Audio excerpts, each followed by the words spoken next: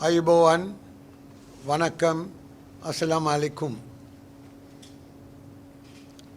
අද අපගේ ජාතික භාෂා සමාජ ඒකාබද්ධ අමාත්‍යාංශයටත් අපේ අමාත්‍යාංශයේ දැක්ම වූ ජාතික සමගිය පිළිබඳ අරමුණටත් ඉමහත් උපහාරයක් දැක්වෙන දිනයක් හැටියට අද මේ ජනමාධ්‍ය සාකච්ඡාවට සහභාගී වන පිරිස අපට එකතු කරගන්නට පුළුවන් වෙලා තියෙනවා.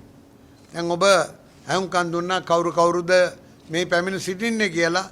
මේ වගේ ජනමාධ්‍ය සාකච්ඡාවක් පවත්වන්නට පුළුවන් වීම ඉතාමත්ම වැදගත් කාරණයක් වෙන්නේ මේ පණිවිඩය ජාතික සමගිය පණිවිඩය අපි රටට ගෙන යාමයි අපට තිබෙනා වූ ප්‍රධානම කාර්ය වී තිබෙන්නේ.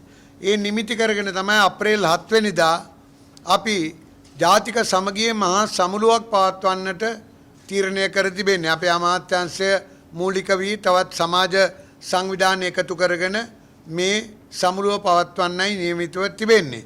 උදේ 9:00 ඉඳලා හවස 4:00 පමණ වෙන තුරු මේ ඉංග්‍රීසි භාෂාවෙන් අපි යොදා තිබෙන්නේ National Convention for Unity in Diversity. National Convention for Unity in Diversity. දැන් මේ සමුළුවෙන් අපේක්ෂා කරන්නේ මේ රටේ ජනතාවගේ සිතට වද්දන්නයි ජාතික සමගිය ඇති වැදගත්කම ගැන.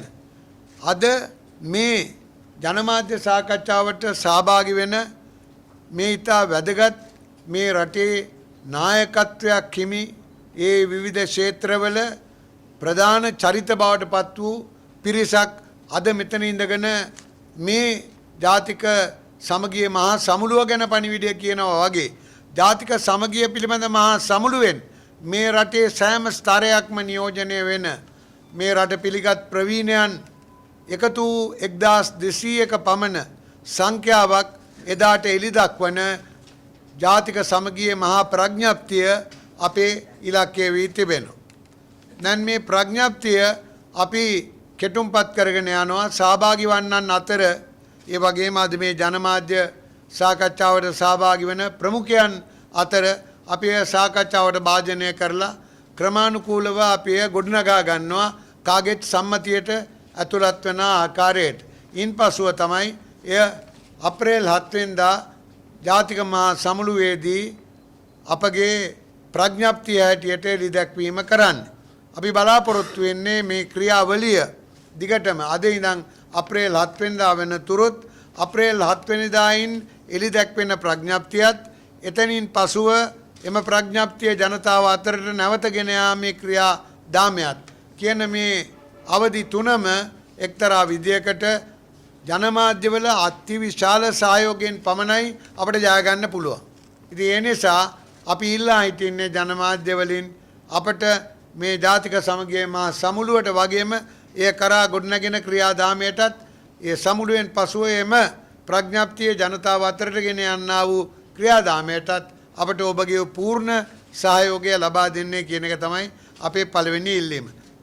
ඇත්තටම ජනතාව අතර පුද්ගලයන් අතර ජන කණ්ඩායම් අතර සම්පූර්ණ සමානත්වයෙන් යුතුව ඔවුන්ට සැලකීම් ලැබෙන ක්‍රියාදාමයක් සමාජය තුළ තිබිය යුතුයි.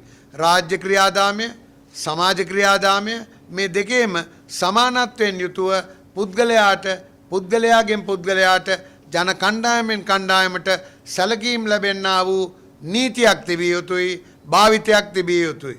අද දෙමළ ජාතික අපේක්ෂාවන් වෙනුවෙන් පෙනී හිටින දෙමළ සන්ධානය හා අපගේ ඒකීය මධ්‍යම රජය අතර තිබෙන්නා වූ පරතරය අපි කොයිතරම් දුරට අඩු කරගෙන යනවද ඒ ප්‍රමාණයට ජාතික සමගිය කරා අපිට ලං වෙන්න පුළුවන්. එතකොට මෙන්න මේ තල දෙකේම එකක් පුද්ගල සමාජ තලයේ අනික රාජ්‍ය තලයේ මේ ඇතිවෙන්නා වූ සම්බන්ධතාවය සමීපතාවය පරතරය පියවීම මේ ප්‍රමාණයට අපේ ජාතික සමගිය ගොඩ නැගෙනවා. අපේ දැක්ම තිබෙන්නේ ඉදිරි අවුරුද්ද 2-3 අතර ඇතුළත මේ රටේ කවදාවත් නොවූ විරු ආකාරයට ලාංකීය ජාතිය නමින් හැඳින්වෙන ලාංකීය ජාතික සමගිය ගොඩනගෙනවා තම තමන්ගේ ජනවර්ගයන්ගේ විවිධත්වයත් අපි ඒ සමගිය තුළ ඇතුළත් කරගනිමු. It is the most important thing for our country as a Tamil and as a Sri Lankan. I think this should be done before rather than it's now a little bit late, but still we are trying our best to get unity amongst the people. So what I want to say is, how can we achieve this? Because we are sending messages is not only enough, because that is my opinion. Because reason is there are people affected in the war in north and east, and also there are people poorest among poorest in Monongalia district as well. So what we have to do is, for my experience through our foundation of goodness, we have worked throughout the country. So my experience, I think we have to make sure the people's basic needs first. That is most important thing for me, because I have been to so many places in war affected areas. So basic needs are most mattered, rather than we are saying to become peace and talking about so many other various things. What we'll have to do is, for me to get this message to the people, how could help them? That is the most important thing. So what I think is, first of all, through the ministry, social ministry, what we have to do is convince from the south the people who are wealthy and who can afford to give funds and help those people. So the majority in this country are Sinhalese, Buddhist, and minority Muslims and Tamils are there. So what happens is, when you ask these people come forward and try to help these people go to those villages and get the fund through the NGOs, through the ministry level, and you go, and basic needs, what you need for life is food, is most important thing for a human being. Without food, brain doesn't work at all. So the second thing is education for the children. Third thing is happiness. So those three things, and jobs for the elders. So those are the four things you need in basic life. So what I have to do is, north and east, so many people are there affected through these basic needs are not there. So when we send messages, it doesn't go to their brain. They will be thinking about how they are going to live the next day. They not think about whether he is Muslim or whether he is Tamil or whether he is Buddhism or Christian. They don't think about that. First, they will want to feed their children and give education, a better life. So what we have to do is, from this, make a fund and try to, whatever way, because I know the government is helping so much, but government only can't do everything. So what is the government? Government means people are mandate people only, we select the government. So we have to help them as well, as a wealthy people, through the any government authorities or NGOs, also funding them and bring these people into better life. We are arranging cricket matches, and then after that you can arrange entertainment things like, you have Bharatiya Santosh, they can go and bring people, make them happy, make them entertained, and then like cricket, you can bring north and east teams to Colombo, and Colombo teams can go other way around. So like schools, student exchange programs. So these are the things you have to do to get this thing to be. You can't sort it in 1 or 2 days, it will take years. I am a Muslim. I come from the eastern province. I am a Muslim. But what I would, if you ask me how I would like to call myself, I do not want to be a Muslim in Sri Lanka. But what I want to be is a Sri Lankan Muslim. Sri Lankan is extremely important, because all of us are aware, when the Honorable Minister was talking about the urge for unity, the fact that we have to build ourselves together, the fact that we have to live in harmony. What was troubling me is, we did have this kind of peace and harmony. And also, there is an awareness amongst all of us that there is absolutely no country that can equal this little island of ours. අතීතයේ ඉඳලා ගත්තහම මං හිතන්නේ මේ සමගිය ජාතීන් අතර සමගිය කියන එක අපි කලාකරුවන් අතරින් කවදාවත් වෙනසක් ඇති වුණේ නැහැ. අපි නිතරම කලාකරුවන් හැටියට එකට එකතුව මේ ගමන ආවේ. ඒ නිසා මේ රටේ පසුගිය කාලයේ ආවාසනාවන්ත කාලයේ සිදුවුණු සිදුවීම් වලින් පෑරුණු සිත්වලට මං හිතන්නේ ඒ තුවාල සනීප කරන්නට මං හිතනවා අපි වැනි කලාකරුවන්ට ඉතාමත් පහසුවෙන් පුළුවන්. ඉතින් මේක මං හිතන්නේ කාලයක් තිස්සේ තියෙන අවශ්‍යතාවයක්. මේ අවශ්‍යතාවය මීට කලින් මං හිතනවා ක්‍රියාත්මක වෙන්නට තිබුණ දෙයක්. අපේ රටේ ජනගහනය අපි හුඟක් වෙලාවට අපිට අනිත් අයට දැනෙන්න ඉඩ ඇරලා තිනවා අපි පළවෙනි ජාතිය අපි දෙවෙනි ජාතිය අන්න එහෙම හැඟීම් පසුගිය කාලේ ඉඳලා මතුවෙවි ආවා. ඒ නිසා තමයි මං හිතන්නේ මෙවැනි ප්‍රශ්න අපේ රටේ මේ පුංචි රටේ ඇති වුණේ. නමුත් මෙතනින් එහාට අපි හැමෝම එක ජාතියක් හැටියට එක ශ්‍රී ලංකීය ජාතියක් හැටියට මේ ගමන යන්න ඕනේ. එහෙම නැතුනොත් අපේ අනාගතයේ හැමදාම මේ තත්ත්වයම පවතී. ඇයි අපි සමගිය ගැන කතා කරන්නේ? රටක් සමගිය ගැන කතා කරන්නේ ඒ සමගියේ තියෙන ප්‍රශ්නයක් හරි සමගිය නැති වෙනකොට. සමගිය නැති වෙනකොට අපි කරන්නේ ඒ සමගිය නැති වෙච්ච හේතුව බලලා සාකච්ඡා කරලා ඒ ගැන sannivedanaya කරගන්නවා. ඒ දේ කරගන්න බැරි කොට අපි ඊළඟ තැනට යනවා අපි ගහමරා ගන්නවා. ඊට පස්සේ ගහමරාගෙන එක්තරා දුරට ඕක විසඳගෙන කොහොම හරි ඒ ක්‍රියාදාමය ඉවර කරගත්තාම පස්සේ අපි ආයි සමගිය ඇති කරගන්න කියලා ආයි සාකච්ඡා කරනවා. ඇයි අපිට මේ sannivedana තුලින් මේක කරගන්න බැරි? අපි තරයේ විශ්වාස කරන්නේ ඉදිරි අනාගතයේ මම හිතන්නේ මේක අවුරුදු තව 3-4කින් වෙන එකක් නැහැ. තව අවුරුදු 5කින් 10කින් හරි අපේ රටේ ඉන්න සෑම ශ්‍රී ලාංකික පුරවැසියෙකුටම හොඳට සිංහල කතා කරන්නත් හොඳට දෙමළ කතා කරන්නත් පුළුවන් වෙන දවසට සෑහෙන දුරට අපිට මේ ප්‍රශ්න අඩු කරගන්න පුළුවන්. ඔබලා කරන්නේ වාචික sannivedanaya. හැබැයි ප්‍රශ්නේ තියෙන්නේ සිංහල කට්ටියට දෙමළ තේරෙන්නෙත් නැහැ. දෙමළ කට්ටියට සිංහල තේරෙන්නෙත් නැහැ. ඉතින් අපි කතා කරන දේ අපිට තේරෙන්නේ නැත්තම් අපි කොච්චර sannivedanaya කරත් අපි අතර කොච්චර හුවමාරු කරත් අපි සිංහල කොට්ටාශයක් හේට අපි අවශ්‍ය දේවල් තේරුම් ගන්නවා. අපි කතා කරලා ඒ අවශ්‍ය දේවල් තේරුම් ගන්නවා. දෙමළ කට්ටිය කොට්ටාශයක් හේට ඔවුන්ගේ දේවල් තේරුම් ගන්නවා. අපි කවදාවත් කතා කරන්න අපිට අවස්ථාවක් හම්බෙන්නේ නැහැ.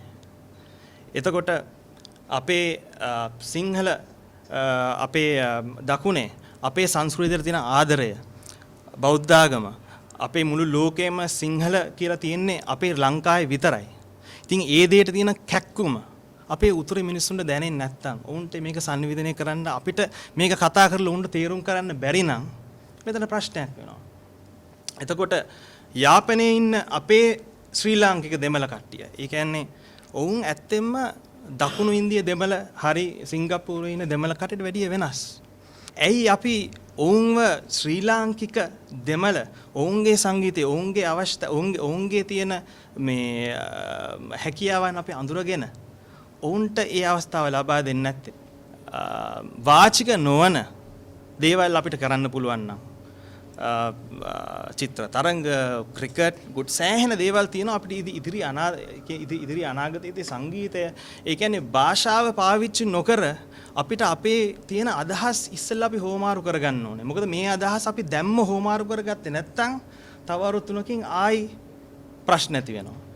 හැබැයි ශ්‍රී ලාංකිකත්වය අපේ තරුණයන්ට ශ්‍රී ලංකාත්වය දැනෙන්නේ කොහොමද? ඔවුන්ට විදේශිකයෙක්ගේ ඉස්සරහ පිට I am Sri Lankan කියලා පපුව ඉස්සරහට දාලා කතා කරන්න පුළුවන් ඒ ආත්ම ශක්තිය. ශ්‍රී ලාංකිකයෙක් කියන එකේ අනන්‍යතාවය මොකක්ද කියන එක අපි දෙන්න ඕනේ. අපි මේ අවස්ථාවේදී මම දෙයක් කියන්න ඕනේ. අපේ ඉස්කෝලේ හිටියා එක ක්ලාස් ටීචර් කෙනෙක්.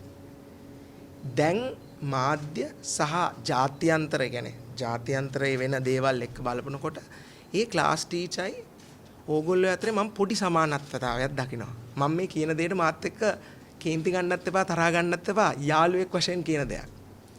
අපේ ක්ලාස් ටීචර් කෙනෙකුට එක දවසක් ඕනේ වුණා පන්තිය ඔක්කොමලගෙන් දැනගන්න මේ පන්තිය කට්ටිය එකතු කරලා පන්තිය කට්ටිය ඔක්කොමලා එකතු කරලා කියන එකතු කරලා උත්සවයක් තියන්න.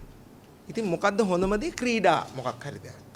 ඉතින් ඔය ටීචර් ඇවිල්ලා ඇහුවා දැන් කී දෙනෙක් මේ පන්තියේ මේ ඒ කියන්නේ කී දෙනෙක් මේ ක්‍රීඩා ඒ කියන්නේ අපි කියමු යම් කිසි ක්‍රීඩාවක් කියලා. එක ක්‍රීඩාවක නමක් කියලා මේ ක්‍රීඩාවට ආස කට්ටිය කොහොමද කියලා. දැන් ඕගොල්ලෝ අපි හොඳටම දන්නවා පන්තියක 40ක් ඉන්නවා නම් 5-6 දෙනෙක් ඉන්නවනේ වාචාල. කෑ ගහනවා තැන් හැබැයි කෑ ගහන්නේ තැන් වල ඉඳගෙන. හරිද? මෙයා මෙතන ඉඳන් ඉන්නවා අතන එක්කෙනෙක් ඉන්නවා 5 දෙනා ඉන්නේ 40න් 5 දෙනයි. ඉතින් මේ ටීචර්ත් හිතනවා මේ තැන් ගොඩකින් කියනවනේ කියලා ඒ ක්‍රීඩා උත්සවේ සංවිධානය කරා. අනේ එදා යනකොට සර්ුයි ඒ 5 දෙනයි විතරයි හිටියේ. ඊතුරු 35ම ඇවිල්ලා හිටියේ නෑ. ඕගොල්ලෝ සහ අපි ඔක්කොමලා ඒ ටීචර් බවට පත් වෙන්න එපා. මොකද මේ රටේ 80%ක් කවුරුත් අන්තවාදී නෑ. අපිට ඕනේ අපේ පාඩුවේ හරිද? අපේ ඒ කියන්නේ අපේ සමාජයේ ඉන්න සියලු දෙනාම ඉස්කෝලවල වලට ගිහිල්ලා හැන්දෑවට යාළු මිත්‍රව හම්බෙලා බොහොම සතුටින් ජීවත් වෙන්නනේ. ඒක ඕගොල්ලොත් දන්නවා මමත් දන්නවා. හැබැයි අපිම මේ ප්‍රශ්නයක් අරගෙන විග්‍රහ කරන්න ගිහිල්ලා තමයි මේ ප්‍රශ්නේ තව උග්‍ර වෙලා තියෙන්නේ. ඉතින් තාරුණ්‍යයට කියන්න කැමතියි මම. අපි ඒගොල්ලන්ට ඒක විසඳ ගන්න දෙමු. තාරුණ්‍ය එකතු වෙමු. මොකද තාරුණ්‍ය එකතු වෙන හැම තැනකම අපිට දැන් උනත් පේනවා සිංහලද දෙමළද මුස්ලිම්ද කියලා නෑ. අපි හැමෝම එක විදිහට ඇසුරු කරන්නේ. අපි එළියට ගියාම ඕගොල්ලොත් දන්නවා මමත් දන්නවා. හරිද? ඒක ඇත්තනේ. අපි එළියට ගියාම අපි බලනවාද මෙයා දෙමළද මෙයා මුස්ලිම්ද කියලාද කන්න ඕනේ නෑ. අපි හැමදාම හිටියේ එකට. ඒ හින්දා මේ ප්‍රශ්නේ අපේ ඇඟට ගන්න එපා. මේ කාරණාවලට අර කිව්වා වගේ අපි හේතු හොයාගෙන යන ගමන් අපේ ජෙනරේෂන් එකෙන්වත් අපි මේක ඉවරයක් කරලා දාමු. எங்களுடைய தேசத்துக்கு பொறுப்பாகினது 66 வருஷங்களுக்கு முதல். அந்த 66 வருஷங்களில் நாங்கள் ஒன்றாகி இருக்க வேண்டும். அது நடக்கவில்லை. எங்களுடைய பிரிவுகள் கூடிக்கொண்டு வந்திருக்கின்றது. எங்களுடைய ஒற்றுமை குறைஞ்சு கொண்டு வந்திருக்கின்றது. அதை மாற்ற வேண்டும். அதை மாற்றுவதற்கு எங்களுடைய அமைச்சர் திரு வாசுதேவ நாணயக்கார் அவர்கள் செய்த முயற்சிகளை நான் பாராட்டுகின்றேன். அதற்கு 2-3 காரியங்கள் செய்ய வேணும். அதை நான் ஆங்கிலத்தில் சொல்ல விரும்புகின்றேன். First, I think we must respect our constitution, and whatever is in our constitution, whether we like it or not, should be implemented, and that includes the 13th Amendment. Whether it's too much or too little devolution is something which we can go on arguing about, but what is important is that we should implement the constitution as it is. The other is the war, and even before the war, there has been large casualties among Sinhalese, Tamils, Muslims, and we should do something about it and make sure that people have no grievances. Well, they may continue to have grievances, but those grievances should be addressed, and people should understand that the state is interested in redressing those grievances, whether the victims are Sinhalese or Tamils or Muslims. I think those two approaches are essential if our country is going to become united as it should have been long ago. මේ අමාත්‍යාංශය තමයි මේ රටේ භාෂා ප්‍රශ්නය සහ ජාතීන් අතර සමගිය පිළිබඳව කාරණාවට මැදිහත් වෙලා තියෙනවා. ඔවුන් මේ කාල සීමාව තුළ බොහොම නිහඬ සේවයක් ඇති කරලා තියෙනවා. විශේෂයෙන්ම අපි මේ සමුළුවට සම්බන්ධ වෙන්න තිබුණු ප්‍රධානම කාර්යය තමයි අපිට එක නැවත වරක් කියන්න ඕනේ නැහැ අපේ රටේ තියෙන ජාතීන් සහ ආගම් විශාල වශයෙන් තියෙන රටක් මේ පුංචි රටේ. අපේ ශිෂ්ටාචාරය අවුරුදු 2500කටත් වඩා පරණ ශිෂ්ටාචාරයක් අපිට තියෙන්නේ. මේ කාල සීමාව තුළ අපි බැලුවොත් අපේ සියලු අනන්‍යතාවයන් අපි ආරක්ෂා කෙරුවා. බෞද්ධ වෙන්න පුළුවන්, ක්‍රිස්තියානි, හින්දු, ඉස්ලාම් ජාතීන් හැටියට අපේ ප්‍රධාන ජාතීන් 4ක් තියෙන අතර 3ක් තියෙන. ඒක දෙමළ, මුස්ලිම්, සිංහල තියෙන අතර තව සුළුතර ජාති විශාල ප්‍රමාණයක් අපේ රටේ ඉන්නවා. එතකොට මේ වගේ ලස්සන ඊටාම පරිණි ශිෂ්ටාචාරයක් තියෙන අධ්‍යාත්මක වශයෙන් ඊටාම දියුණු වූ බෞද්ධද, ක්‍රිස්තියානිද, ඉස්ලාම්ද, හින්දුද තියෙන රටක මොකද අපිට උනේ? මේකොත් පිටරට බලවේග අපේ රටට ඇවිල්ලා අපේ මේ රටේ තිබුණු මේ සමගිය පළුදු කිරීම සඳහා කටයුතු කරන ගැන අපි කවුරුත් අපේ ඉතිහාසය දන්නවා. දැන් අපි නිදහස ලැබලා 1948 ඉඳලා අද වෙනකුත් අද තාම අපි විශාල ප්‍රයත්නයක් දරන්නේ අපේ අනන්‍යතාවය තියාගෙන මේ එක රටක්, එක සංකල්පයකට අපි ජීවත් වෙන්නේ කෙසේද කියන ප්‍රශ්නය අපතට තාම තියෙනවා. ඒක හංගන්න බෑ. එතකොට නැවත වරක් අද අපේ රටේ නොයෙකුත් ජාත්‍යන්තර බලවේග මේ රට දෙකට කඩන්න ඒ උත්සාහයක් තියෙනවා. ඒකත් හංගන්න බෑ. මේකට දෙන එකම උත්තරේ තමයි අපේ රටේ ඉන්න ජාතීන් සියලු දෙනාම එකතු වෙලා එක හඬින් අපේ මේ තියෙන සමගිය ආරක්ෂා කිරීමයි.